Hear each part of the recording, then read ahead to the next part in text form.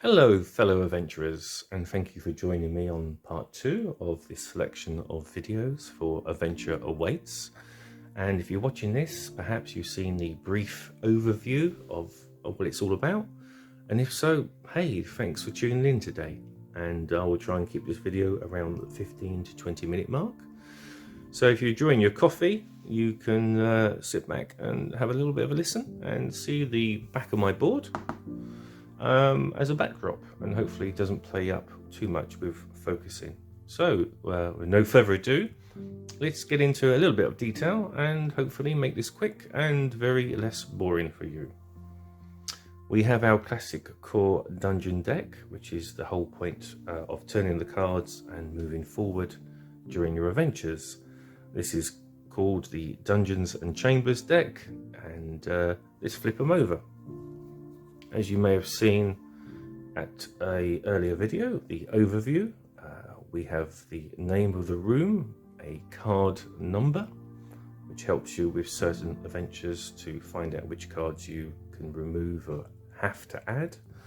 Some simple text which will guide you in describing the room, either to yourself, or obviously if you want to bring some friends into the game. It's like an RPG, so this is some text to help you to create the atmosphere. Feel free to change the text at all, adding tables and chairs and bunk beds and various things to set the scene. As you know, we have a threat and a reward, which is those good old dice that we know about. There you go. And looks like we was ambushed by enemy.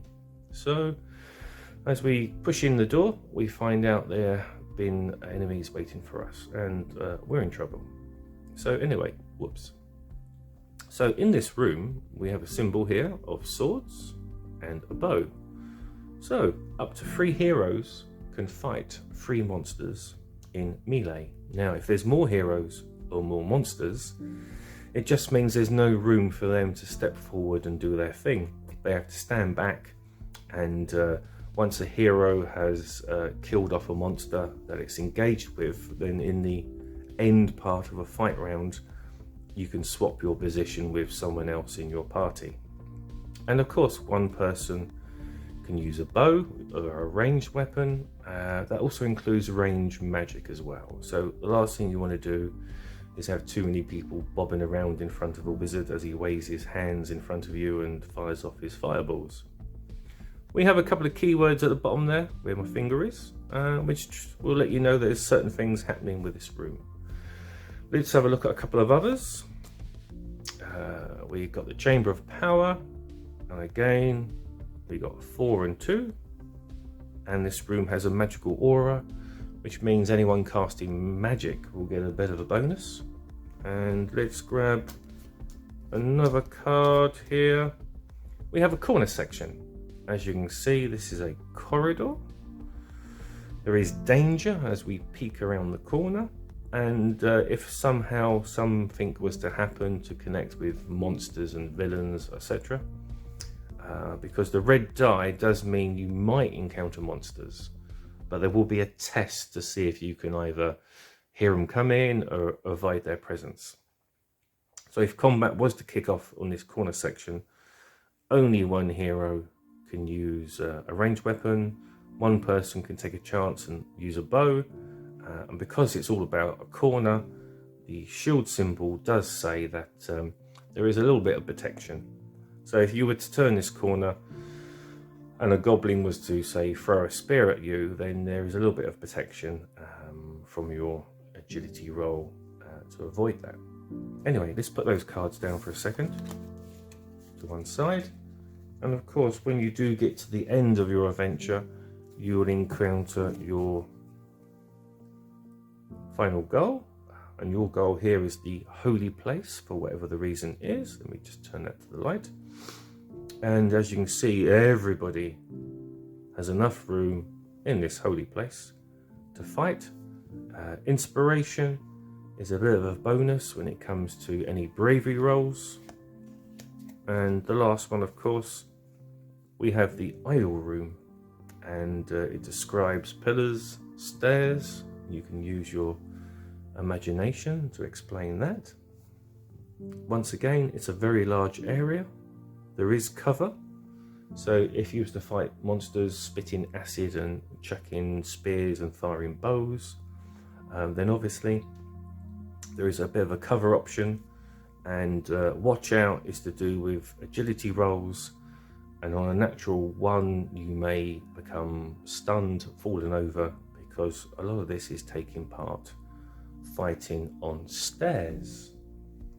Now, as you saw by those dice, they are connected to the Omen cards, as you know, they're all colour coordinated. This is the event deck, lovely in green actually, and let's have a look at a couple of cards. Are we lost? By the way, just want to say that I have dyslexia.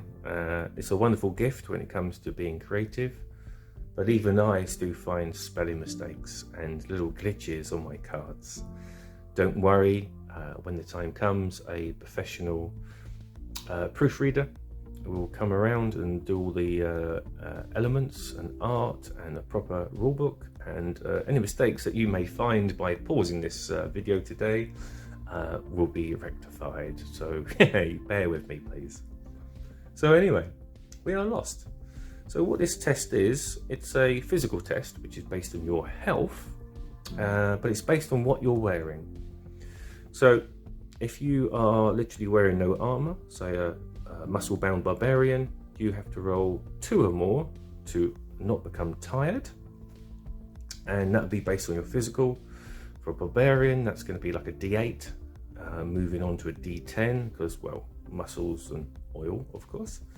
And if that barbarian was to wear some really heavy armor, which is D10, then the test is increased to a 5+. So this is about the, not what you're actually carrying, it's more about the weight holding you down. So light and nimble is better than carrying a full suit of plate armor. And it will just let you know that you can become tired. And again, you might need to eat provisions and to remove that effect. And there'll be a test here to see if you are running out of light. You will notice levels 1 to 3. Dungeons are rated from the easiest of level 1 to the hardest of level 3. And so this card can be put into this deck for any of those. Very briefly, we have a stuck door. And it says here that we need to roll a physical 4+ to push it open.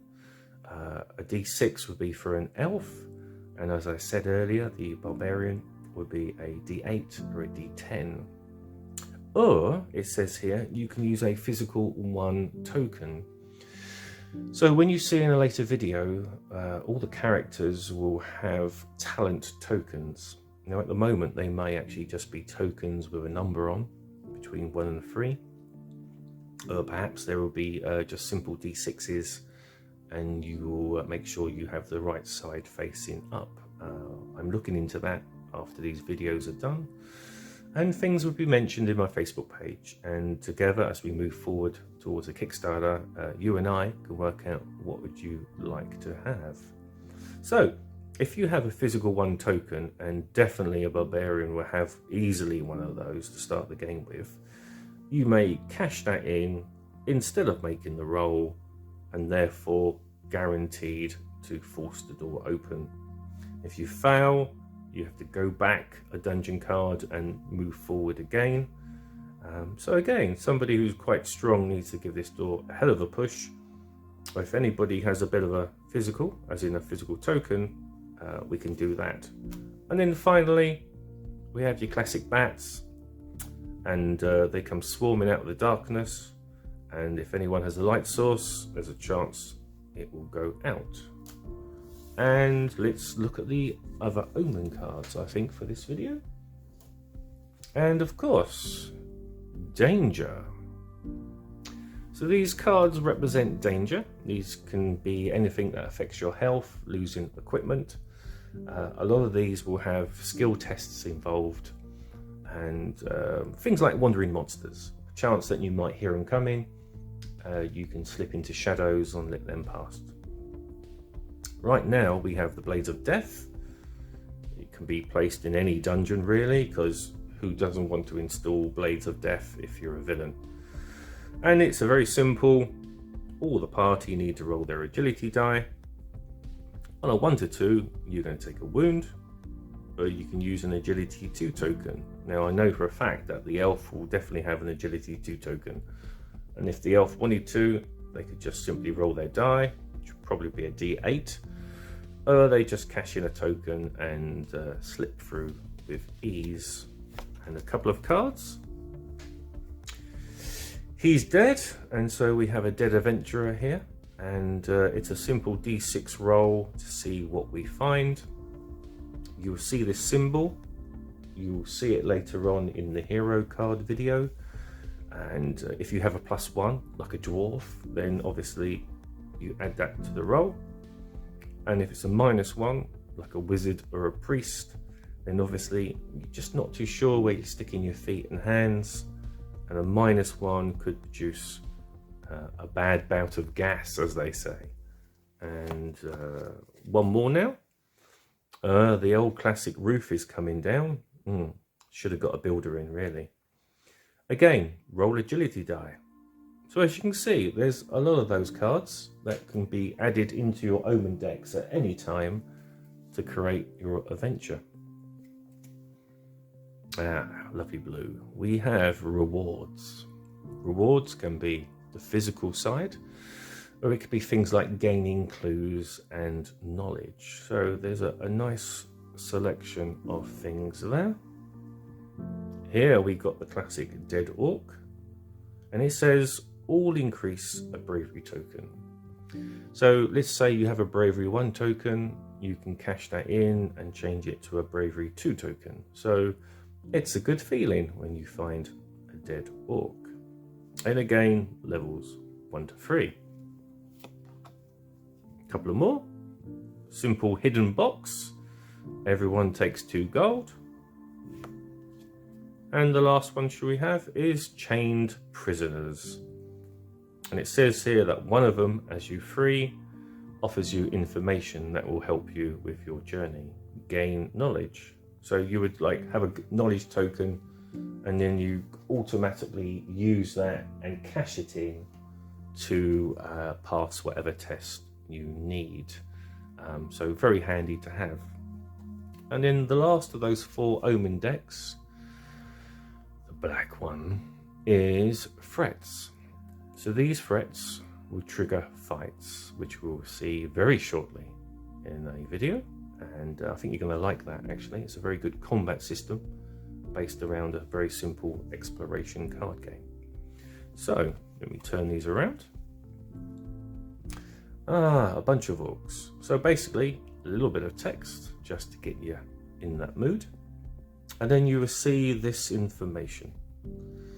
In a level 1 dungeon, it will be 2 orcs per hero. If this card was used in a level 2 dungeon, it would be 3 orcs plus 1 who has a ranged attack, and a level 3, 4 orcs plus 1 ranged. Orcs are a level 1 threat, and those threats, like the dungeon, are from level 1, level 2 and level 3. So you can imagine a demon minor might be level 2, a demon of the major would be level 3, dragons would be 3, goblins be level 1, and a mixture of in between. So if my barbarian was going down the dungeon and it was a level 1, he would face 2 orcs. If my barbarian was in a level 3 dungeon, and I hope to do that, he would be very, very experienced. He would be facing 4 orcs and a cheeky guy who's got a bow. As you can see, it's per hero, so you could end up with 4 heroes in a level 1 dungeon, and 4 times 2 is 8 orcs. As you know, all those orcs won't be fighting. A lot will be in the background of the room waiting to dive in when an orc dies to take over. So yeah, quick more, couple of cards. Your big dirty rats. It really doesn't matter what level of dungeon you're in. It's always going to be 2 rats per hero. We got your classic big arsed spiders. As you can see, we got 2 spiders per hero, 3 spiders per hero, 4 spiders per hero, depending on the dungeon. And then the last one, which was designed the day I actually got this system printed off at the board game makers, we have skeletons, dem bones. And again, it's a simple 2, 3 and 4. I'll be testing out those skeletons in combat in the next few days, and we'll see what happens. And looking at the video time, let's just show you the last deck that you saw on the front of the board, and that is your heroic actions. When you move from exploration and into a fight and roll 7+, you can also turn one of these cards over. So if you're a very simple non-combative warrior like the wizard or the priest, you're going to be starting off rolling a fight of a d6. So you're not skilled enough to do a heroic action. But if you're a barbarian, the dwarf, a knight, etc., you're going to start off with a d8. So these cards will pop up, and as you advance to around the d10 level, as you can see, more chance that these cards will pop up. And each card has, if it was a melee and if it was a ranged. So let's go through these couple of cards and then end this video. So we have a blow to limb. Target will lose its own defense against this blow. And so what happens is if the creature has got armor, then as well as having a higher die, which you roll called protection, which replaces your physical, you also get a minimal defense. You'll see that in another video. So if it has a defense of 3 and you're rolling a d8, you can't roll under 3. So what this means is that that person will not get the base level, I presume because the limb is exposed. And then for ranged, we have, this is going to hurt. Not only do you do 1 wound guaranteed, that means a dead orc or a dead skeleton, basically a level 1 creature, you also get an increased bravery token because, well, yeah, you feel pretty good of yourself. Let me just chuck that there. We have your body slam. After your attack, which means if the target is somehow still alive, and its own physical is no higher than a d8, the target is stunned. So this is great against orcs and goblins. You can't do it against a troll. A good shot means you increase your damage die. So a bow would be a d8 damage. You would roll a d10, so that's quite nice. A little bit more fun now. We have the great hit. Deal 1 wound guaranteed, so that's a dead orc or a goblin. And we will talk about experience when you're killing monsters in a fight. But it says here, +1 to the experience roll if killed. So if you kill an orc, the experience is 5+. So you would roll a d6, and if you get 5+, then the experience of fighting that creature was a learned experience, and you will gain an experience point. So +1 means it'd be a 4+ roll to gain experience. So basically, well done for that that blow. Solid hit with a bow, say. Again, 1 wound guaranteed, and you would also get the bonus. And then a card I think we saw earlier, Deep Thrust. Your target's physical die is lowered by 1. So the orc has a physical of a d8, that would drop to a d6. What that kind of means is that basically most weapons will be much more powerful when it comes to the die roll, and so more chance of killing. And the weak spot, target loses its defense. Again, like a similar card we just saw, the minimum roll you get for wearing armor, which is always there, drops off. So basically you may have shot the guy in the throat, the visor of a helmet. And if you do actually do a successful damage roll and kill the target, you'll get a perception token. Well done for spotting and using that weak spot. Right, we're coming up now to the 20-minute mark, and I feel that's enough. Your coffee might be getting cold, or you've run out of biscuits. Thank you for this little video today, and there'll be more coming very shortly, and hopefully kept around the 20-minute mark, and hopefully this one gives you a bit of an understanding what you already know. So, brave adventurers, take care today, and I'll see you in the next dungeon in the next video. And thank you.